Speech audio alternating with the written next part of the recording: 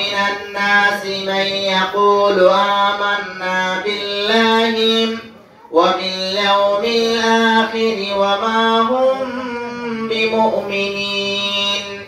আল্লাহ রাব্বুল আলামিন বলেন ওয়া মিনান নাস, মানুষদের মধ্য থেকে একদল মানুষ আছে, মান ইয়াকুলু, যারা বলে আমান্না বিল্লাহ, আমরা ঈমান আনছি আল্লাহর উপরে, ওয়া বিল ইয়াউমিল আখির, আখিরাতের প্রতি ঈমান এনেছি, ওয়া মা হুম বিমুমিনিন, তারপরও মুমিন নয়। ঈমান এনেছে, আখিরাতের প্রতি বিশ্বাস করেছে, তারপরেও কি মুমিন নয়। অর্থাৎ মানুষ নিজেকে ঈমানদার দাবি করতে পারে, ঈমানদার দাবি করে, একটা হলো দাবিগত ঈমানদার, আরেকটা হলো প্রকৃত ঈমানদার। আজকের আলোচনা শুনলে আপনি বুঝতে পারবেন যে আসলে আপনি প্রকৃত ঈমানদারের ভিতরে আছেন কিনা। বহু মানুষ সালাত আদায় করে না, বলে যে হুজুর সালাত পড়লে না পড়লেও ঈমান তো ঠিক আছে, নামাজ না পড়লেও নাকি ঈমান ঠিক আছে। সালাতকে আমরা নামাজ বলি, তবে কোরআন সুন্নাহর পরিভাষা হলো সালাত। এইজন্য সালাত শব্দ আপনাদের সামনে আমি বেশি ব্যবহার করব, যেহেতু কোরআনে সালাত ব্যবহার করা হয়েছে, হাদিসে সালাত শব্দ ব্যবহার করা হয়েছে। আর নামাজ বললে আমরা বেশি বুঝি যে নামাজ আমরা কিভাবে, সালাত আসলে কি জিনিস, তার মর্ম কি, কেন আদায় করতে হবে, মানুষ এই জিনিসই বুঝে না। সালাত শব্দের শাব্দিক অর্থ অনেকগুলো আছে। সালাত শব্দের অর্থ হলো তাসবিহ, সালাত শব্দের অর্থ হলো ইস্তেগফার, সালাত শব্দের অর্থ হলো ক্ষমা প্রার্থনা করা, সালাত শব্দের অর্থ আছে দোয়া। পরিভাষায় সালাত বলা হয় যে আল্লাহ সুবহানাহু ওয়া তাআলার নির্দেশনা অনুযায়ী নির্দিষ্ট সময়ে নির্দিষ্ট কার্যাবলী আল্লাহর সন্তুষ্টি অর্জনের লক্ষ্যে আদায় করা, এর নাম হলো সালাত। সালাত হলো ইসলামের কালিমাতুশ শাহাদাতাই, অর্থাৎ মানুষ যখন ইসলামের কালিমার স্বীকৃতি দেয়, আশহাদু আল্লা ইলাহা ইল্লাল্লাহ ওয়া আশহাদু আন্না মুহাম্মাদার রাসূলুল্লাহ, এই শাহাদাতাইনের পরে এই পৃথিবীতে যদি কোনো শ্রেষ্ঠ ইবাদত থাকে সেটা হলো সালাত। শাহাদাতাইনের পরে, কালিমাতুশ শাহাদার পরে সবচেয়ে দামি ইবাদতের নাম হলো সালাত। এই সালাতের ব্যাপারে আপনি আমি সবচেয়ে বেশি উদাসীন। অধিকাংশ নামাজি সালাত আদায় করছেন, কিন্তু সালাত সঠিক পদ্ধতিতে না হওয়ার কারণে তাদের সালাত বরবাদ হয়ে যাচ্ছে, নষ্ট হয়ে যাচ্ছে। সালাত হচ্ছে কিনা, সালাত আমার ঠিক আছে কিনা, আমি সালাত পড়ছি কিনা, এই ব্যাপারে আপনি আমার অন্তরে কখনো ধাক্কাও লাগে না যে সালাত যে এত দামি ইবাদত, সালাত যে কালিমাতুশ শাহাদার পরে ইসলামের নির্দেশনাই হলো সালাত, অর্থাৎ ইসলামের অপর নাম হলো সালাত। কেন বললাম এই কথা জানেন? যাকাত নিজে আদায় করতে না পারলেও আপনার অন্যকে দিয়ে যাকাত আদায় করানো যায়। হজ যদি নিজে যেতে না পারেন, আপনার যদি টাকা পয়সা না থাকে, তাহলে আপনার উপরে হজ ফরজ হবে না। টাকা পয়সা না থাকলে যাকাত ফরজ হবে না। যদি শরীরে শক্তি সামর্থ্য না থাকে, আপনি যদি সিয়াম রাখতে না পারেন, তাহলে আপনার উপরে সিয়াম ফরজ হবে না। কিন্তু সালাত হলো এমন ইবাদত যার মাঝে সকল শর্ত, সকল কিছু বাদ গেলেও সালাত কখনো আপনার থেকে বাদ যাবে না। আপনার দেখেন মানুষ যখন অসুস্থ হয়ে যায়, সিয়াম রাখতে পারে না, তার জন্য ফিদিয়ার ব্যবস্থা আছে। কিন্তু সালাত এমন এক ইবাদত, যে ইবাদতের সকল শর্ত, যে সমস্ত শর্ত আছে সালাত ফরজ হওয়ার জন্য, সকল শর্ত বাতিল হয়ে গেল, সালাত বাতিল হয়ে যায় না। এইজন্য সালাত, আপনি যদি দাঁড়িয়ে সালাত আদায়ের বিধান হলো যে দাঁড়িয়ে সালাত আদায় করা, দাঁড়াতে পারছেন না আপনাকে বসে সালাত আদায় করতে হবে। বসে সালাত বসতে পারছেন না, আপনি শুয়ে সালাত আদায় করতে হবে। শুয়েও যদি আপনি সালাত আদায় করতে না পারেন, সক্ষম না হন, তাহলে ইশারার মাধ্যমে হলেও আপনাকে সালাত আদায় করতেই হবে। কারণ সালাত এমন এক ইবাদত, যেই ইবাদতের মাধ্যমে মুসলিম এবং কাফিরের মাঝে সেতু বন্ধন, পার্থক্যই হলো এই যে সালাত ছেড়ে দেওয়া। সহিহ মুসলিমের হাদিস, রাসূলুল্লাহ সাল্লাল্লাহু আলাইহি ওয়াসাল্লাম বলেছেন যে ইয়াকুলু বাইনাল আবদি ওয়াল কুফরি ওয়াশ শিরকি তারকুস সালাত, একজন মুসলিম আর একজন কাফিরের মাঝে পার্থক্যই হলো সালাত ছেড়ে দেওয়া। এখন এই সালাত, নামাজ ছেড়ে দিয়ে মানুষ মনে করতেছে যে সালাত সপ্তাহে একদিন পড়লেই তো চলে।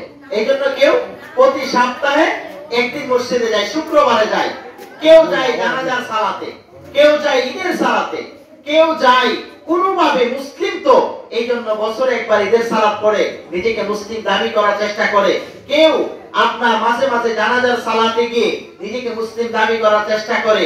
অথচ যেদিন থেকে আপনি আপনার উপর ইসলামী শরিয়া ফরজ হয়েছে, আপনার উপর ইসলাম ফরজ হয়েছে, ইসলামের বিধিবিধান পালন করা আপনার উপরে ফরজ, সেই দিন থেকে একজন মুসলিমের জন্য 5 ওয়াক্ত সালাত প্রতিদিন পড়া আপনার উপরে ফরজ। একদিনও আপনি সালাত ছাড়তে পারবেন না। এখন হাদিসে যেটা আছে যে মুসলমান, মুসলিম এবং কাফিরের মাঝে পার্থক্যই হলো সালাত, কিন্তু আপনি নিয়মিত সালাত ছেড়ে দিচ্ছেন আর বলতেছেন সালাত না পড়লে কি হবে, ঈমান তো ঠিক আছে, সালাত না পড়লে কি হবে, আমি তো মুসলিম। অথচ ইমাম আহমদ ইবনে হাম্বল, যিনি 10 লক্ষ হাদিসের হাফেজ, তিনি বলছেন যদি কোনো ব্যক্তি নিয়মিত সালাত ছেড়ে দেয়, ইচ্ছাকৃতভাবে যদি নামাজ ছেড়ে দেয়, তাহলে তাকে হত্যা করে ফেলো, পৃথিবীতে তার বেঁচে থাকার অধিকার নাই। তার মাযহাবের অন্যতম ইমাম ইমাম শাফিঈ রাহিমাহুল্লাহ বলেছেন সালাত যদি ছেড়ে দেয় তাহলে তাকে হত্যা করা তাকে ওয়াজিব হয়ে যায়। এমনও অনেক রাজা বাদশা হারুনুর রশিদ সহ এরকম অনেক বড় বড় বাদশা তাদের এই মত ছিল। এমনকি সাহাবীরা তাদের জীবনে কখনো সালাত ছাড়েনি। তাদের ইচ্ছা ছিল, তারা মনে করত যে যদি কোনো ব্যক্তি সালাত ছেড়ে দেয়, যদি কোনো ব্যক্তি নামাজ ছেড়ে দেয়, তাহলে সে আর পৃথিবীতে বেঁচে থাকার অধিকার নেই, কারণ সে কুফরি করেছে আল্লাহর কাছে, তার জিম্মা আল্লাহ সুবহানাহু ওয়া তাআলা তার থেকে উঠিয়ে নিয়েছেন। এই জন্য কোনোভাবেই কোনো উপায়ে কোনো সময় সালাত ছাড়া যাবে না। সালাত এমন এক ইবাদত, আমরা মনে করি যে না সালাত একটা সাধারণ ইবাদত, সব সময় পড়ি, এই জন্য সালাতকে আমরা গুরুত্ব দেই না। বছরে একবার হজ করার পরে নামের আগে টাইটেল লাগাইতে পারে হাজী, কারণ সে হজ করতে অনেক টাকা খরচ করেছে, এই জন্য হাজী লাগাই। কিন্তু প্রতিদিন 5 ওয়াক্ত সালাত আদায় করে সে মুসল্লি নিজেকে দাবি করতে পারে না, কারণ সঠিকভাবে সালাত আদায় করেনি। এরপরে আসুন, সালাত আপনি যেমন সালাত আদায় করতে হবে, আপনার সন্তানকেও সালাত শিক্ষা দিতে হবে। এটা হলো একজন পিতামাতার উপরে, একজন মানুষের উপরে সর্বপ্রথম ফরজ। আজ এই দেশের মাটিতে বৃদ্ধাশ্রম আছে, এই দেশের হাজারো পিতামাতা আমাদের কাছে অভিযোগ জানায়, হুজুর আমার সন্তান কথা শুনে না, আমার সন্তান অবাধ্য হয়ে যাচ্ছে, আমার সন্তান আমার কথা শুনছে না। আপনি পিতা হিসাবে আপনার সন্তানের দায়িত্ব আপনি পালন করেননি, এই জন্য আপনার সন্তান আপনার কথা শুনছে না।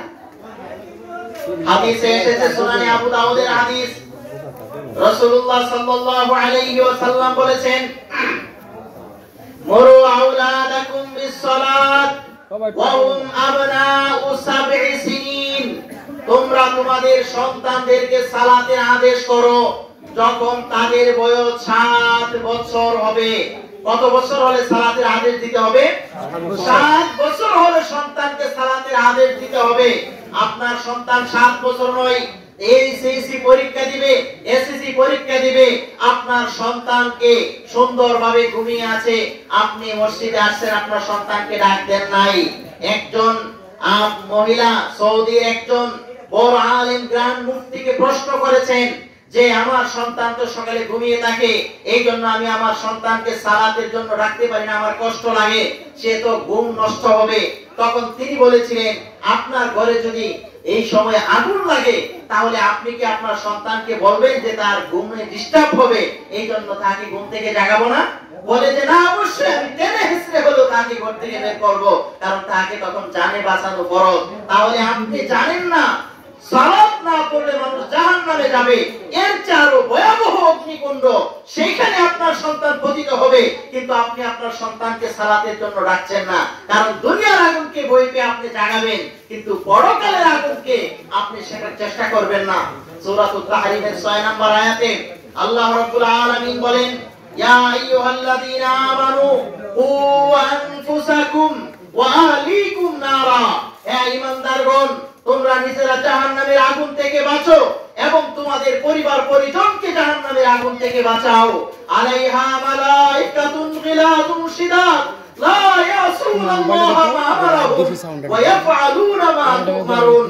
সেখানে আল্লাহ সুবহানাহু ওয়া তাআলার এমন কিছু ফেরেশতা থাকবেন, মালায়েকাতুন গিলাদ, যেই ফেরেশতারা থাকবেন কঠোর মনোভাবের, যেই ফেরেশতাদের অন্তর থাকবে কঠোর, তাদের অন্তরে কখনো দয়া থাকবে না, তাদের অন্তরে কোন ধরনের চিৎকার তারা শুনতে পাবে না। এই রকম পরিস্থিতি তাদের হবে। তাদেরকে আল্লাহ যে নির্দেশ করবেন সেটাই তা বাস্তবায়ন করবেন। সেদিন কিন্তু পিতা একটাও মাটিতে পড়বে না। এই রকম ভয়াবহ পরিস্থিতি অপেক্ষা করছেন। কিন্তু তারপরেও আমরা সন্তানকে 7 বছর হলে সালাতের নির্দেশ দেইনি। এরপরে হাদিস শেষ হয় নাই, এরপরে এসেছে ওয়াদরিবু আলাইহা, তাদেরকে প্রহার করতে হবে। ওয়াহুম আবনাউ 10 সিনিন, যখন তাদের বয়স 10 বছর হবে। কত বছর? 10 বছর হলে ইসলামের এমন কোন বিধান নেই যেই বিধান আদায় করার জন্য সন্তানকে পিটানোর নির্দেশ ইসলামে দিয়েছে, এমন কোন বিধান নেই। একমাত্র বিধান হলো সালাত। যেই সালাত যদি, নামাজ যদি সন্তান আদায় না করে 10 বছরের মাথায়, তাহলে সন্তানকে পিটিয়ে মসজিদে নিতে হবে, সন্তানকে পিটিয়ে সালাতের জন্য উদ্বুদ্ধ করতে হবে। আপনি যখন আপনার সন্তানকে ছোটবেলায় সালাত শিক্ষা দিবেন, শিষ্টাচার শিক্ষা দিবেন, তখন আপনার সন্তান কখনো আপনাকে বৃদ্ধাশ্রমে রেখে আসবে না। আপনার সন্তান কখনো আপনার অবাধ্য হবে না, কারণ ছোটবেলায় আপনি তার আদেশ এবং আপনার অর্ডার, আপনার কর্তৃত্ব আপনি সেটা তার মধ্যে খাটিয়েছেন। এইজন্য আপনার সন্তান আপনার অনুগত করতে বাধ্য। একজন সালাতি ছেলে, একজন নামাজি ছেলে কখনো পিতামাতার অবাধ্য হয় না। কিন্তু আমরা মূল সমস্যা, সন্তানকে সালাতে যখন সন্তান বড় হয়ে যায় তখন আর লজ্জায় আমরা আর বলতে পারি না। এই সন্তানই যেদিন জাহান্নামে যাবে, সেদিন এই সন্তানকে যখন জাহান্নামে নিক্ষেপ করা হবে, সেই সন্তানই সেদিন আপনার বিরুদ্ধে নালিশ দিবে, বলবে আল্লাহ আমার পিতা আমাকে সালাত শিক্ষা দেয়নি, আমার পিতা আমাকে সালাতের জন্য নির্দেশনা প্রদান করেনি, এই জন্য আমি সালাত শিখতে পারিনি। তখন এই সন্তানই আপনাকে বুকের উপরে পা দিয়ে আপনাকে জাহান্নামে নিক্ষেপ করবে। আপনি আপনার সন্তান সহ জাহান্নামে যেতে হবে। এই জন্য সালাত এমন এক ইবাদত, যেই ইবাদতের যদি কেউ আদায় না করে তাহলে তাহাকে জাহান্নামে যেতে হবে। আল্লাহ সুবহানাহু ওয়া তাআলা কোরআনুল কারীমে বলেছেন আলিল মুজরিমিন, অপরাধীদের সম্পর্কে যখন প্রশ্ন করা হয়েছে, মুজরিমিনদের সম্পর্কে বলা হবে মা সালাকাকুম ফি সাকার, তোমরা আজ এই ভয়ানক জাহান্নামে কেন এসেছো, সাকার নামক জাহান্নামে কেন এসেছো, এরকম ভয়াবহ অগ্নিকুণ্ড।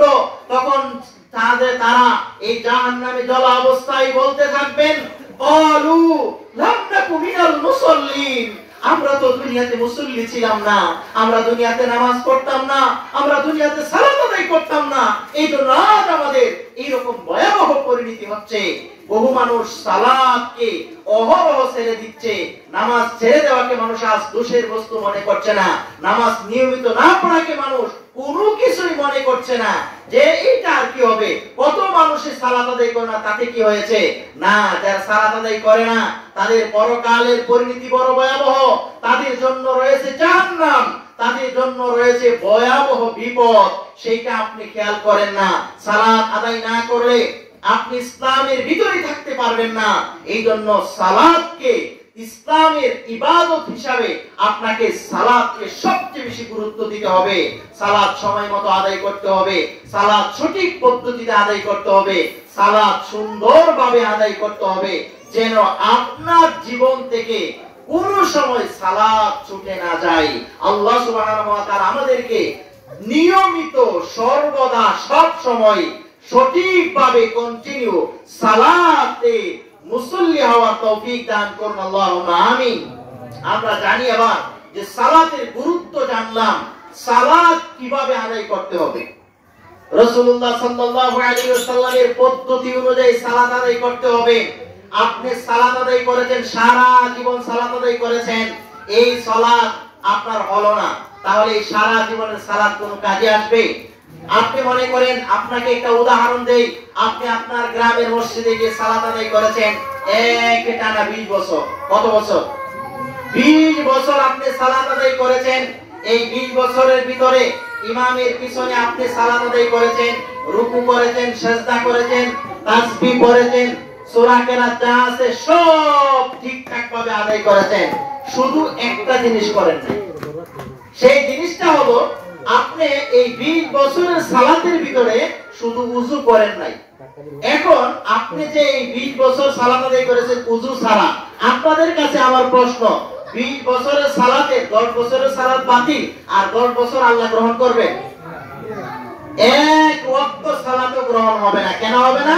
এখানে রাসূলুল্লাহ সাল্লাল্লাহু আলাইহি ওয়াসাল্লামের নির্দেশনা পদ্ধতি পবিত্রতা অর্জন করা সেটা নাই।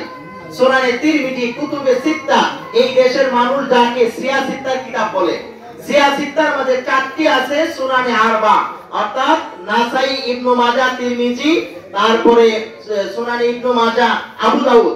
এই 4টি কিতাব হলো সুনানে আরবা। এর মধ্যে একটি কিতাব যার নাম হলো আপনার সুনানুত তিরমিজি।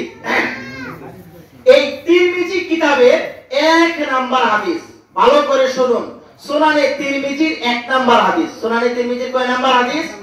1 নাম্বার হাদিস। যেই কোনো প্রকাশনী খুলেন আর যেই কোনো কিতাব খুলেন, বাংলা খুলেন, আরবি খুলেন, ফারসি খুলেন, সকল কিতাবের উর্দু সরার ভিতরে হাদিস নাম্বার 1 নাম্বার। ইবনে ওমর রাদিয়াল্লাহু আনহু থেকে বর্ণিত, তিনি বলেন রাসূলুল্লাহ সাল্লাল্লাহু আলাইহি ওয়াসাল্লাম বলেছেন, লা তুকবালু সালাতুন বিগাইরি তুহুরিন ওয়ালা সাদাকাতুম মিন গুলুলিন।